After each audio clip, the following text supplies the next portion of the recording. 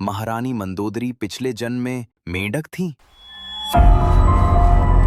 एक ऐसे रथ का निर्माण करिए जो किसी को दिखाई न दे। महाराज, अब भी समय है, सीता को राम के पास भेज दीजिए। कि राम ने रावण के नाभि में तीर मारा है, जो युद्ध नियमों के विपरीत है। युद्ध के नियम के विपरीत लंकेश के नभी में वार करना धर्म था क्या? मैं नहीं चाहती कोई मेरे बारे में कुछ भी जाने। मायासुर दैत्यलोक का महान मायावी और वास्तुशिल्पी एक दिन यूं ही देवों की राजधानी इंद्रपुर में घूम रहा था। आकाश सुवर्ण महलों से चमक रहा था और चारों ओर दिव्य प्रकाश फैला हुआ था। तभी अचानक उसके कानों में एक मीठी गुनगुनाहट पड़ी, एक ऐसी धुन जिसमें किसी अदृश्य शक्ति का आकर्षण था। मायासुर उस संगीत की ओर खिंचा चला गया। वो एक नीले कमल वाले दिव्य कुंड के पास पहुंचा। हवाओं में सुगंध तैर रही थी और चंद्रमा का प्रतिबिंब झील में लहरा रहा था। वहीं कमल पर बैठी थी एक अद्भुत सौंदर्य की अप्सरा, हेमा। उसकी उपस्थिति मानो समय को रोक दी। मायासुर एक क्षण के लिए स्तब्ध रह गया। उसने आगे बढ़कर कहा, देवी, आपके सौंदर्य और आपके संगीत ने आज मेरे हृदय को बांध लिया है। यदि आप अनुमति दें तो मैं आपसे विवाह करना चाहता हूँ। हेमा ने कुछ क्षण मायासुर को देखा। उसकी आंखों में सत्यता और सम्मान झलक रहा था और वे मुस्कुराकर बोली, स्वीकार है। इस तरह मायासुर और हेमा का विवाह हुआ। कुछ वर्षों बाद हेमा ने एक अत्यंत सुंदर कन्या को जन्म दिया, जिसका नाम रखा गया मंदोदरी। मंदोदरी केवल सुंदर ही नहीं बल्कि बुद्धि, शील और तेज से भी परिपूर्ण थी। दैत्यलोक में उसके सौंदर्य और विनम्रता की चर्चा दूर दूर तक होने लगी। उधर लंका का पराक्रमी राजा रावण अपनी विजयों से गदगद था। एक दिन उसने मायासुर के राज्य पर आक्रमण कर दिया। रावण की सेना जब आगे बढ़ी, मायासुर ने अपनी अद्भुत माया का प्रदर्शन किया। क्षण भर में रावण की पूरी सेना भ्रम में पड़ गई। सैनिक हवा में गायब होने लगे। कई सैनिक मायासुर के जादुई जाल में फंसकर बंदी बन गए और अंत में स्वयं रावण भी मायासुर द्वारा जंजीरों में जकड़ लिया गया। मायासुर उसका वध करने ही वाला था कि अचानक रावण ने कहा, ठहरिए मायासुर, मैं एक ब्राह्मण पुत्र हूं, मुझे बिना धर्म कर्म जाने मत मारिए। लेकिन मायासुर ने ठंडे स्वर में कहा, तेरा अंत अब निश्चित है। और उसने तेज प्रहार किया। रावण का सिर धड़ से अलग हो गया, परंतु अगले ही पल सभी को हैरान करते हुए रावण का सिर वापस उसके धड़ से जुड़ गया। मायासुर अवाक रह गया। ऐसी शक्ति, ऐसी सिद्धि उसने पहले कभी नहीं देखी थी। मायासुर गहरी सांस लेकर बोला, रावण, तुम्हारा साहस, शक्ति और तप अद्भुत है। मैं तुमसे प्रसन्न हूं, मांगो जो चाहते हो। रावण ने मुस्कुराकर कहा, महाराज, लंका में किसी वस्तु की कमी नहीं, पर जब आपकी पुत्री मंदोदरी को देखा तो लगा कि लंका का वैभव तभी पूर्ण होगा जब वो उसकी रानी बने। मैं मंदोदरी का हाथ मांगता हूँ। क्षण भर के लिए पूरा महल मौन हो गया। हेमा ने मायासुर की ओर देखा, मायासुर ने मंदोदरी की ओर और मंदोदरी ने रावण की ओर। रावण की आंखों में अभिमान नहीं बल्कि सम्मान था। अंततः मायासुर बोले, यदि मेरी पुत्री की इच्छा भी यही है तो मैं ये प्रस्ताव स्वीकार करता हूँ। मंदोदरी ने सहमति में सिर झुका दिया। इस प्रकार दुनिया के इतिहास में दर्ज हुआ एक अनोखा, रहस्यमयी और महान विवाह, मंदोदरी और रावण का विवाह।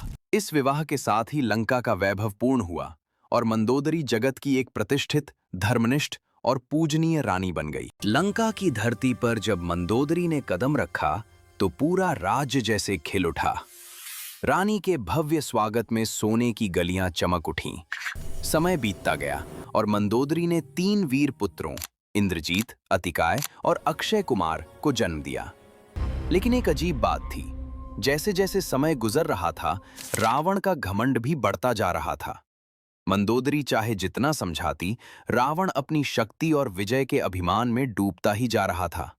एक दिन राजमहल के बगीचे में 2 दासियां धीमी आवाज में बातें कर रही थीं। क्या तुम्हें पता है, महारानी मंदोदरी पिछले जन्म में मेंढक थीं? दूसरी दासी चौंक कर बोली, क्या सच में? किसी कुएं में रहने वाली साधारण मेंढक? क्या ये सच था? क्या सचमुच महामहिमा वाली मंदोदरी का ऐसा अतीत हो सकता है? आइए जानते हैं। बहुत समय पहले मंदोदरी कोई साधारण स्त्री नहीं बल्कि इंद्रलोक की एक सुंदर अप्सरा थी। एक दिन उन्होंने महादेव को गहन तपस्या में लीन देखा। उनके दिव्य तेज से मोहित होकर अप्सरा नृत्य करने लगी। शायद वो महादेव का ध्यान अपनी ओर खींचना चाहती थी, लेकिन तभी पास में उपस्थित माता पार्वती की दृष्टि उन पर पड़ी। अप्सरा को इस तरह महादेव के समीप देखकर माता पार्वती का क्रोध भड़क उठा। उनकी गूंजती हुई वाणी सुनाई दी, तुम्हें अपने रूप पर घमंड है? जाओ, मैं तुम्हें श्राप देती हूं कि अब से तुम अपना जीवन एक मेंढकी के रूप में बिताओगी, किसी कुएं में। अप्सरा भय से कांप उठी। वो माता पार्वती से क्षमा की भीख मांगने लगी, रोते गिड़गिड़ाते हुए। उसी क्षण महादेव समाधि से बाहर आए। उन्होंने स्थिति समझी और पार्वती मां से बोले, देवी, इसे क्षमा कर दीजिए, इसने भूलवश अनादर किया है। माता पार्वती का क्रोध शांत हुआ, पर उन्होंने कहा, श्राप मैं वापस नहीं ले सकती, पर इसे हल्का जरूर कर सकती हूं। फिर उन्होंने अप्सरा की ओर देखा और कहा, तुम 1 वर्ष तक मेढकी बनकर कुएं में रहोगी, लेकिन चिंता मत करो, तुम्हारा पुनर्जन्म होगा और तब तुम्हारा विवाह एक महान शिव भक्त से होगा। तुम्हारा भविष्य उज्जवल है। जब भगवान राम 14 वर्ष के वनवास पे थे, उस दौरान रावण के बहन सुपनखा ने राम को देखा और वो उन पर मोहित हो गई। जब वो राम से अपना विवाह का प्रस्ताव रखी, पर राम ने बोला, देवी, मैं एक पत्नी के लिए वचनबद्ध हूँ, मैं आपसे विवाह नहीं कर सकता। गुस्से में सुपनखा ने मां सीता को मारना चाहा। तभी लक्ष्मण ने सुपनखा का नाक काट दिया। अपमानित सुपनखा रोती चीखती लंका पहुंची। जब रावण ने उसे देखा तो बोला, किसने मेरी बहन के साथ ये दुस्साहस किया? सुपनखा ने सब बताया। फिर रावण ने प्रतिज्ञा ली कि राम, मैं तुझे ऐसा सबक सिखाऊंगा कि पूरी दुनिया देखेगी। एक दिन रावण भिक्षुक का वेश धारण कर आया और छल से मां सीता का हरण कर उन्हें अशोक वाटिका ले गया। जब ये बात मंदोदरी को पता चला तो उन्हें बहुत दुख हुआ।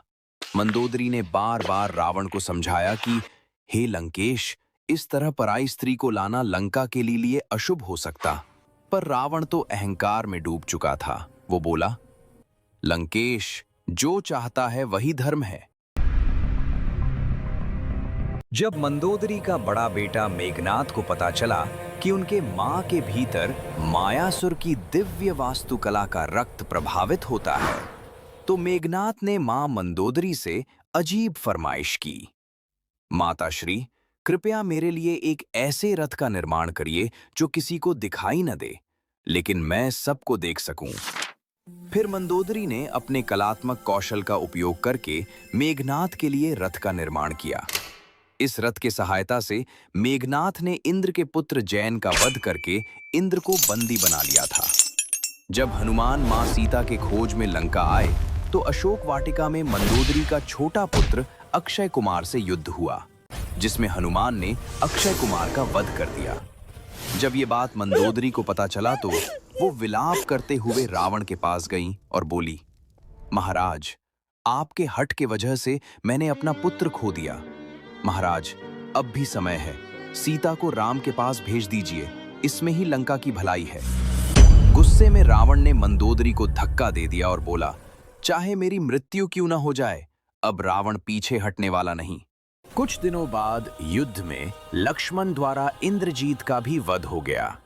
लंका का स्वर्ण नगरी उस दिन भी विचित्र सन्नाटे में डूबी थी, किंतु राजमहल के एक हिस्से में अत्यंत गोपनीय तैयारी चल रही थी। रावण एक ऐसा महायज्ञ करने जा रहा था जो राम की सेना के लिए घातक सिद्ध हो सकता। ये देख मंदोदरी चौंक उठी। उनके नेत्रों में चिंता और शोक एक साथ भर उठे। उन्होंने स्वयं से कहा, यदि ये यज्ञ पूर्ण हुआ तो अधर्म की विजय होगी, और यदि मैं इसे रोकूं तो मेरा कर्तव्य है अपने पति को बचाना और सत्य का मार्ग दिखाना। उनका हृदय 2 भागों में बट गया था, एक ओर पत्नी का धर्म, दूसरी ओर धर्म का पक्ष। अंत में मंदोदरी ने छल से रावण का यज्ञ खंडित कर दिया। अगले दिन रावण भी युद्ध में मारा गया। जब ये बात मायासुर को पता चला तो वो राम से बदला लेने का सोचा। फिर मायासुर ने अपने बेटी मंदोदरी को बोला कि राम ने रावण के नाभि में तीर मारा है, जो युद्ध नियमों के विपरीत है, और तुम कहती हो रावण को अपने पाप का दंड मिला है। ये सुन मंदोदरी की आंखों में दुख के आंसू के जगह क्रोध में के आग बरस पड़े।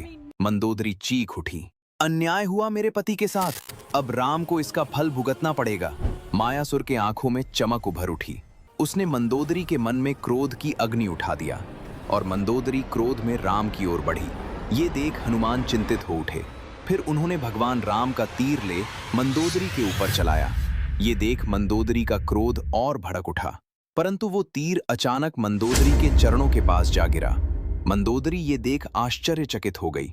फिर हनुमान ने मंदोदरी से कहा, देवी मंदोदरी, आपको जो कष्ट हुआ उसके लिए मैं क्षमा चाहता हूँ। यदि आपको लगता है कि श्री राम ने कोई अधर्म किया है तो आपको फिर से पुनः विचार करना चाहिए। श्री राम का तीर कभी किसी निर्दोष का छाती नहीं पहुंचा सकता। मंदोदरी ने क्रोध में कहा, असत्य है ये। युद्ध के नियम के विपरीत लंकेश के नाभि में वार करना धर्म था क्या? अपने कपट को धर्म का नाम देते हो। तुम लोगों के वजह से मैं भी इस पाप का भागीदार बन गई, लेकिन अब मैं प्रतिशोध लूंगी। अब तुम्हें और तुम्हारे राम को मेरे श्राप से कोई नहीं बचा सकता। क्रोध में मंदोदरी राम के समीप पहुंची। जैसे ही उनकी परछाई राम के समीप आई, राम उस परछाई से पीछे हट गए। हनुमान बोले, स्त्री के छाया से भी दूर रहने वाले राम आपको अधर्मी लगने लगे महारानी मंदोदरी। अचानक एक झटका सा लगा मंदोदरी को। मंदोदरी राम की ओर मुड़ी और बोली, हे राम, क्षमा कर दो मुझे। अपने पति की मृत्यु ने मुझे विक्षिप्त कर दिया है। धर्म और अधर्म का भेद भूल गई थी मैं। समय रहते मुझे ईश्वर ने धर्म की सीमा में खींच लिया। इसके बाद मंदोदरी अशोक वाटिका में चली गई और वहां सुनी आंखें और विधवापन का भेस लिए आसमान को देख रही थी।